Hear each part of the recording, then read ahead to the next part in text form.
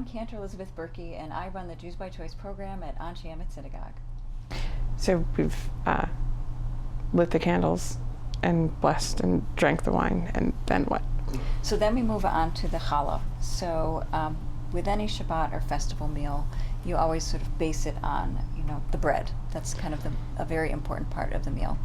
And before we have the bread, we kind of make a separation between how we've been using our hands up to this point, and then involving our hands in eating this bread, which is really a symbol of our partnership with God.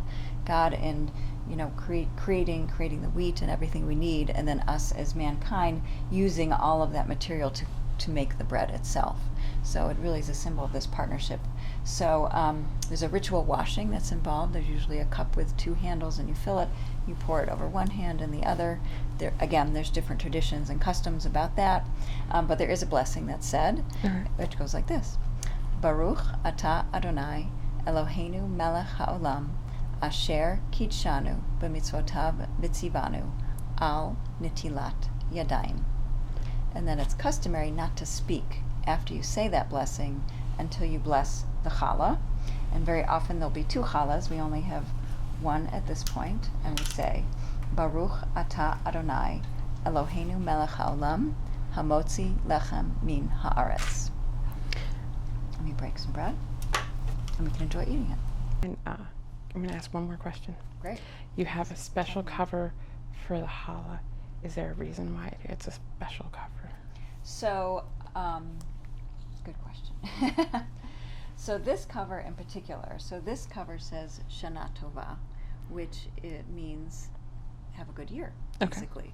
Okay. But very often people will have covers for their challah that are specific to, like you'll have for your matzah, a special cover for your matzah for Passover.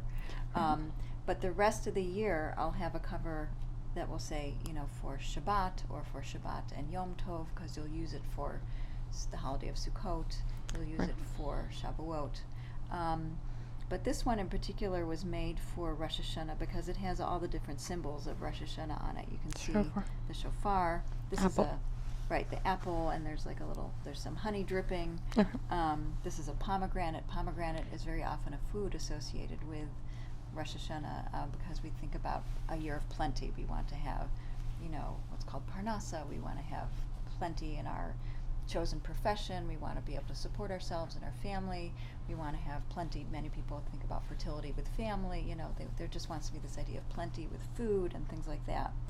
You also asked regarding food. Very often people will have, like fish or gefilte fish, and they'll have, my grandmother used to serve a piece of gefilte fish and the fish head in particular, which I never really went for, but she liked to have the fish head on the table as a symbol of, it's the head of the new, like Rosh itself, Rosh Hashanah, right. Rosh means head. So it's the head, it's the beginning of the new year. So that was a symbol of, again, fish with its many eggs, right, is another symbol of fertility. So people have fish.